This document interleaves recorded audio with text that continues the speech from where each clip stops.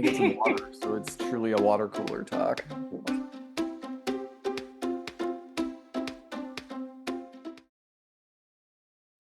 Welcome to Scholastica's first scholarly publishing water cooler chat. My name is Danielle Padula. I head up marketing and community development at Scholastica.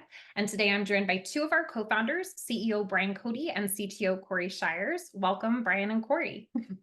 Hey, Danielle, let me get some water. So it's truly a water cooler talk. Yeah. Hey Danielle, yeah, I mean, I have this coffee prop here. Well, I'll quickly preface this discussion by saying that we're not going to actually be talking about water coolers, although I'm sure there would be lots on the topic if we wanted to. But for those tuning in, just a quick update on what we mean by water cooler chat. With the remote work movement, many are enjoying newfound flexibility and being able to work from wherever they are. But I know one thing that we've missed at Scholastica and that we've heard from colleagues in scholarly publishing is getting to have impromptu discussions about industry news. Some would refer to that as a water cooler conversation, so hence the name of this video. And we wanted to try to sort of virtually recreate that type of conversation and see if that's something of interest to our community. So we thought, what better topic to chat about than the upcoming Society for Scholarly Publishing Conference, which is arguably the biggest event in the scholarly publishing space. That's coming up this month, May 29th through 31st in beautiful Boston, Massachusetts. Little plug there. Brian's going to be attending this year on behalf of Scholastica. Cory and I won't be there, so we were excited to have an opportunity to chat with Brian about the planned sessions and give him some notes on things we're interested in learning more about. So I thought I'd start with getting some hot takes on this year's conference theme. I thought that might be fun. The theme for SSP this year is Inflection Point, Setting the Course for the Future of Scholarly Communication. And I'm curious about your initial reactions. Are you surprised by it? I'll go first since I'm going. I want to thank you, Danielle, for organizing this. Also, for SSP, there's prep work where I look at the sessions every year, get ready, want to meet up with people, think about what we're doing. I've not done any of that, so this is great prep. Appreciate this. Yeah, so interesting. So the inflection point. Cory, Rob, people on our team, we've been talking, but what I think is interesting is to think about inflection point is that there's been these words that I feel like the last 5 years we've talked a lot about, open access, Plan S, transformative agreements, AI, what's one I'm thinking of, integrity, like research integrity. And I am very curious if the theme will reflect something, I feel like some of the customers we talk to where there's a sense of like, okay, a lot of the rubber's meeting the road now. Like we've been talking about this stuff and it's like either plans are coming to fruition or timelines are counting down. So like I think like Plan S is one where it's like, oh, it's 2024. Okay, actually some stuff needs to change. And with some of the pieces around like research integrity or AI, it's like it felt like 2 years ago we were like, there are these threats, things are changing, and now it's a little bit of like, all right. And then it was maybe like, what are you gonna do? And now it's closer to, okay, well, let's do that. How do we do it? So anyway, at least the term you said inflection point resonates with me as like, oh yeah, that feels right. Stuff's been changing, which is the curve, and now it's like, what is it, the zenith is at the top anyway. Yeah, and I guess maybe we'll chat about that, but I'm very curious to hear what people are doing because I think there's been a lot of discussion about like the issues or concerns or threats or opportunities, but I'm very keen to hear like, okay, yeah, and here's what people are trying. Mm-hmm. Yeah, I agree, Brian. I think I'm always curious to see, having been in this industry for over 10 years, always curious to see what changes are actually going to make a difference and which ones will kind of fizzle out. There's a lot of ideas, many of them good ideas every year, but not so many inflection points in the sense of like things suddenly and rapidly changing in a way that could be, I guess, good and bad.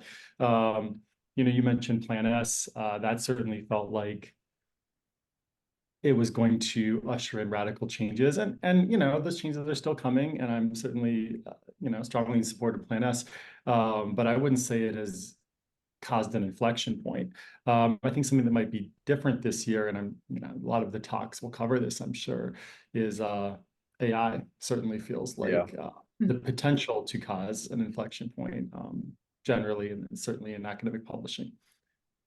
Yeah, and that's the area I was going to sort of focus on next. I'm curious to hear everyone's take on that. I will say with Plan S, the recent OASPA webinar they had, it was on the impact of Plan S, a discussion on the findings so far. For people tuning in, if you haven't seen that, I would recommend viewing it. But yeah, I would say I was kind of interested to see with SSP that there wasn't or there don't appear to be as many open access model like focus sessions as there have been in the past. And I think maybe to the point of like what you all are saying, it seems like we've gotten over the hump of sort of like what are the roots to OA. And I think it was Tasha Mellons Cohen, she recently did an article for the Scholarly Kitchen where it actually like bucketed out the different options. Yeah. That was really interesting. So it's cool to see that the options are sort of known. And yeah, I think now it's kind of a matter of like, how are people actually employing them? And I know there are a lot of really great examples. I'm sure, Brian, for you with like chatting with people during conference breaks and whatnot, you'll get more insight into how things are going. But that's definitely an area I'm curious to hear more about. Yes, I mean, same. And like, part of this reflected, I think about, because I mean, I guess SSP was probably about a year ago. I don't know why that I was going to take a minute to do the math it's every year. And I think about between then and now, to your point, like, and this would be more, like customers we're talking with or like publishers or potential customers. That, yeah, to your point, it does feel like the conversation is very much yeah, how do we execute on the choice we made, and that choice might have been years of planning, sorry, specifically around open access, like you were saying, like, okay, we're moving the portfolio in this direction, or this title is going to go OA in this way, and now they're trying to figure out how they do it. And so, which again, I don't think that pattern was quite as clear to me. But when I reflect, I'm like, oh yeah, that feels like the questions we're getting, or I guess I'm getting, from when we talk to customers is about that, yeah, implementation. So your point, doesn't feel like, I mean, you remember 4 years ago, I feel like 5 years ago, we were just getting, questions about like, you say you do OA well. What is that? It kind of felt like Yeah. sometimes there was that level of, can you do this kind of OA? And like, I just feel like we don't get that anymore, which is reflective of some change. Yeah, no, it's true. I'm sure people will have lots of opinions on OA to talk about, but I am curious to pivot to AI because it is also seemingly the biggest topic of the conference and arguably this year so far in general. And just to give a flavor of some of the sessions that are going to be included on AI, some of the headlines, leveraging AI tools in small organizations, strategies for success, transforming research integrity, the role of responsible AI adoption, and AI enhanced peer review, adapting to new challenges in academia. So, it seems like the conference is really going to cover the gamut of all possible AI topics. And I was wondering what areas of AI you're both currently thinking about that you'd like to see sessions really dig into, and kind of what are areas that you're interested in learning more about or exploring. Cory leads AI exploration here at Scholastica as our CTO. So figured, Cory, if you want to start and if you have any kind of pointers for what to look out for.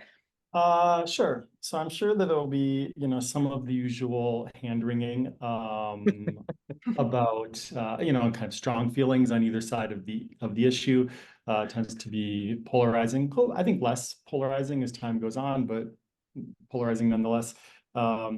And so, when I say hand-wringing, I mean like legitimate concerns, but things that we've all heard.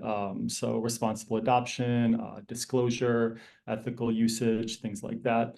To me personally, those questions are less interesting, not to say that they aren't important. I am more interested in how people are using the AI tools that exist. Just as you mentioned, Danielle, as we've been using it at Scholastica, we've been using machine learning for over 5 years. And then, of course, more recently, we've been leaning into these large language models, using those in different ways across the whole company. And what has been most interesting to me and exciting is just seeing how people, even in our company, but also more broadly, are using them in kind of creative ways. And that might be to make internal processes more efficient, save a little time here or there, kind of thing, or even building them into products. And so I think for me, I'm at a stage where like I want to see the concrete application. I want to see how it's actually being used. And I'm less interested in kind of discussions about more theoretical aspects or potential future concerns, that sort of thing. Yeah, and on that, I mean, Cory, obviously we've been working together on like some of this and like internally. And yeah, I think my interest is very much aligned with what you're saying is like I think it's important that people not be cavalier, right? I mean, it's both like it's people's data. I mean, in our position, it's like our customers, often their data. And there's also the idea of like the impact of, copyright. I mean, support all of that. But to your point, I'm very interested in like, and we've had to deal with this internally of, okay, here's an opportunity we want to use the tool. How do we, sort of responsibly and productively engage with that tool, and Cory, like obviously we have to do stuff like, okay, evaluating licenses, evaluating like data privacy, right? And things like that. Which actually I'm saying that, I mean, there's lessons, lessons we've learned and then also like rollout, even like for team members, right? I mean, there was an article I read, it's probably 2 months ago in the New York Times, but the punchline was basically your team members are using AI tools, and the question is like, what is your role in that as the employer? Like, are you guiding? Are you offering? I mean, we've been talking about that is providing tools, but educating. And like we're a small company. There's 15 full-time people and 4 part-time. And so some of our rollout and like how we set policies and procedures can be somewhat, like inefficient because we can like call someone, right, if need be, and like, just talk to everyone directly. Where, 'cause I think one of the sessions you mentioned, Danielle, was like, for like small and medium or organizations, and I think that's in, even small. It's like, oh, even at 50 people, sort of making sure that they understand these are tools the company's vetted and you can use, or maybe in these ways, and these are tools that we don't want you to. I mean, it's interesting. This reminds me of I don't know, 15 years ago when it was like, not only like people were blocking, it was like you can't access, well, I guess actually this is coming back now. You can't access Gmail, or something. You can't access, it was like, you can't access YouTube, or whatever. It was like, or 20 years ago where it was like you can get viruses, so you blacklisted all this stuff, but like people are going to find ways around it. So how do you sort of responsibly incorporate these tools or monitor usage and things like that? I mean, I'm interested in a lot of pieces like that because to your point, Cory, I mean, we've seen internally, yeah, some really like productive and good uses for, I mean, even common day-to-day tasks. So not even stuff using like particularly interesting data, but just like being more productive. And I know you've been on top of that, Cory. And it's like, and I think there's going to be a lot of fear that people are going to be like, oh, I shouldn't even do that. So like, how do you set up those guardrails so people can like run with it, but not in ways you don't want them to. So I'm interested in that. Um, Yeah, yeah. I mean, just to give it's sort of kind of combining what we said, Brian. I was sort of like, yeah, I'm not interested in talking about responsible usage. Not to dismiss it, like you said, not being cavalier. I'm more interested in kind of the practical application. However, those things come together when with what you're mentioning. With it's like we are going to be using these tools both at an API level to build and improve products, and also on an employee level, people will use, say, ChatGPT or whatever, perhaps even if you tell them not to. And so I think where those concerns come together with sort of practical measure is to develop a policy. And really, organizations need to be doing this 6 months ago.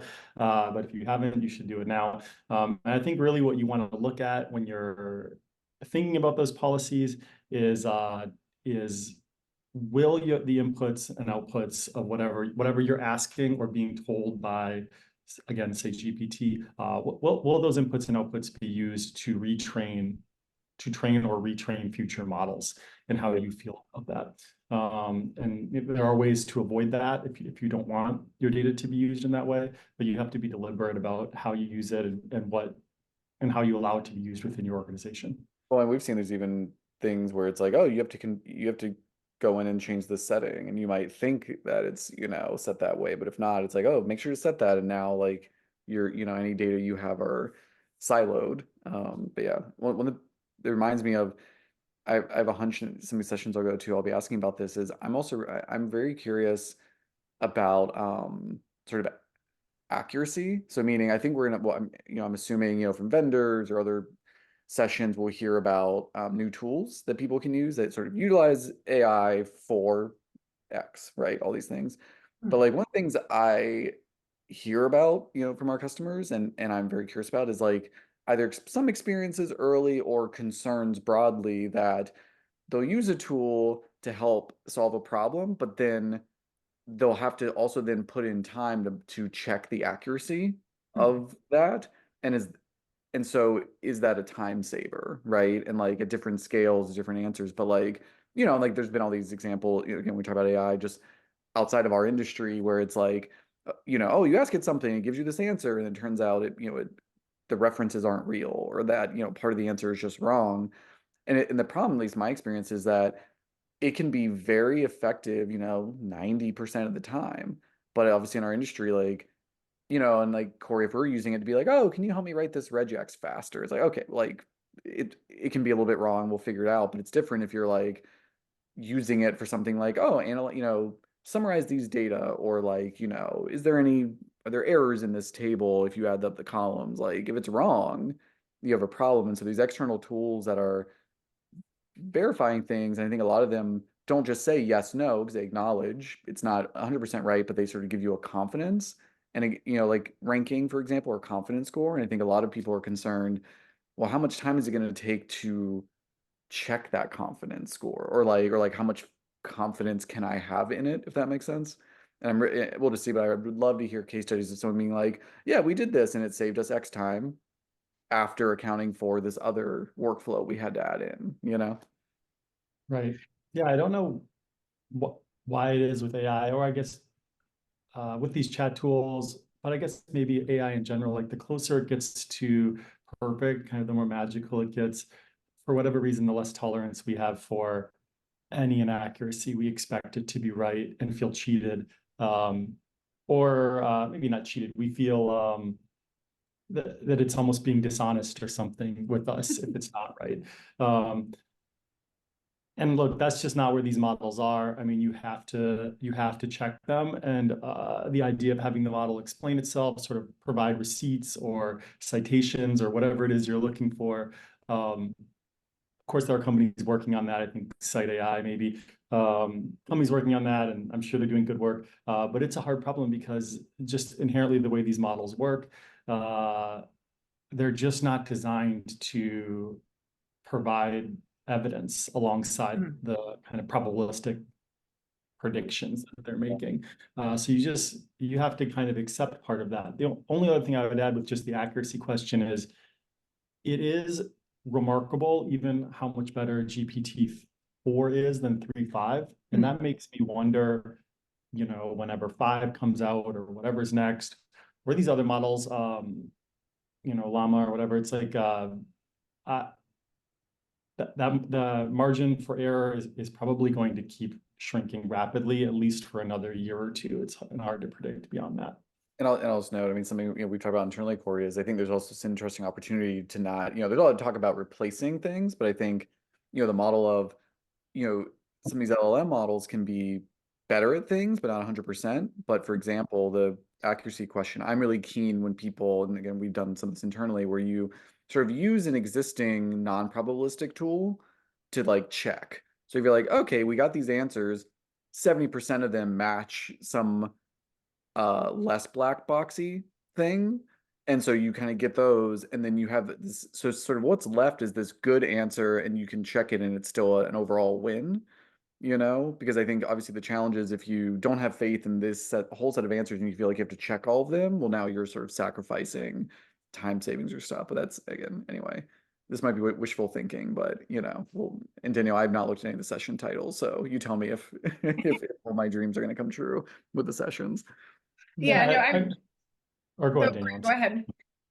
I'll say one other thing about the accuracy question is just like if for whatever reason that's particularly irksome to you, I would suggest just using these tools or tasks where maybe you're getting a draft of an email, things where it's you wouldn't expect the right answer, and there's an editorial component, or you're doing a step afterwards naturally anyway. Yeah. And that way you don't have to feel so concerned about kind of being told a hallucination. Yeah, no, I will say real quick, like with content development for Scholastica, I definitely kind of approach AI as like a writing helper right now, or like a research helper, where I'll ask it things and it's like, okay, good. If I, I'm sort of wanting to get the wheels spinning on a particular topic or something. So I think the idea of AI as a tool can be a helpful sort of framing. I found it helpful for myself. And I know, it's interesting with one of the sessions being on the idea of AI and actual people and where do we fit in. And I think there was initially a lot of sort of scary headlines coming out for clickbait purposes of like, is AI going to replace our jobs and all of these things? And I know it seems like now it's very, very high level, but the idea of so many people saying it's going to be the people in the organizations that are able to leverage AI that succeed. It's not that AI is going to replace them. I would like to believe that. That's like my sort of optimistic human, but I think everything that you're saying as far as not relying on it to be the ultimate truth makes a lot of sense. And I think for publishing, I'm sure there will be discussions about AI tools to check for use of AI in papers. I know that's still kind of an ongoing conversation, the sort of recommendation that's been accepted across the primary organizations like COPE and whatnot is I think at this point that it's not, a reliable thing to check, right? The AI tool could be wrong and that could introduce all kinds of problems. But it will be interesting to see, with just sort of the deluge of content that everybody is getting and trying to sift through, if that can ever be a helper in solving that problem too. That's something I'll be curious, Brian, if you hear anything on that note, because I know we've gotten that question from editors quite a bit, like more recently from our customers. I know from Anna, our customer success manager, she's like asked me, like, have you heard anything? So I'm like, okay, now I'm going to ask you if you hear anything. That would be an interesting one. I'm going to commit to something just from this talk. I'm going to try and load the sessions into an LLM and ask it, given my interest in like practical, like how to, for it to like nominate sessions. Because I'm trying to think about what you said, Cory, an example where it's, or like you're saying Danielle's like a helper, like generative, like, okay, step one, I'm still going to check, but but maybe it'll like highlight the 3 and those are actually like ones I should go to. We'll see. I'll follow up. Yeah, I've personally just found it helpful to think of it as a GPT, especially. I mean, these different models have kind of different personalities. And for me, GPT feels like a smart intern, like maybe a junior at college. Like I wouldn't, I might have them draft me an email, but I'm not going to just send it without reading it. They're just an undergrad. But I do actually think that that's kind of the right way, not the right way. That is a helpful framing for me. Yeah. I like that. I'm going to keep that one. Well, that's all the time we have for this water cooler chat. We do have to enough water. Enough water at this point. But thank you, Brian and Cory, for taking the time for this great discussion. And I'm really excited to hear about the SSP conference now. I'm sure others tuning in are too. Again, you can find Brian along with our colleague Katie Sanderson at Scholastica's exhibit at SSP. We'll be over at booth 104. And we'd also love to hear about any of the AI areas that you're interested in at SSP or in general. You can let us know by leaving a comment below. You can also find Scholastica on social media. We're on X, formerly Twitter, and LinkedIn. And finally, if you enjoyed this video, please let us know by hitting the like button and subscribing for future updates. Thanks so much for joining us. We hope everyone has a great day. Bye. Thanks. Bye. Bye.